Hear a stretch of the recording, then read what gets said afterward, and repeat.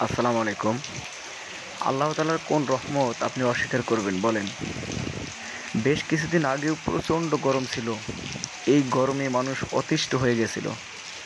আর তারপরে বিদ্যুতের যে অবস্থা এই আছে এই নাই। কিন্তু আল্লাহর রহমত আমাদের সব সময় পাশে থাকে। এই দেখেন বৃষ্টি আসছিল, এখনও বৃষ্টি পড়তেছে, এই যে পাগারে পানি ভরে গেছে। বৃষ্টি এসে পুরা আবহাওয়াটাই একদম চেঞ্জ করে দিল। একদম ঠান্ডা আকাশে এখনও দেখেন এই যে মেঘ রয়েছে, বৃষ্টি আসতেছে, আসবে। আসলে আল্লাহর রহমত ছাড়া আমাদের বেঁচে থাকার কোনো পথ নেই। আল্লাহর দয়া যদি না পাই এই দুনিয়ায় কোনো কিছুই বাঁচতে পারবে না। তাই আল্লাহর শুকরিয়া আদায় করেন এবং আল্লাহর নিয়ামতগুলো উপভোগ করতে থাকুন।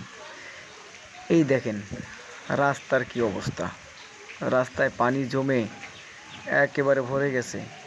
এই অটোটা কোথাও যাবে কিন্তু এই পানির জন্য একটু দেরি করতেছে।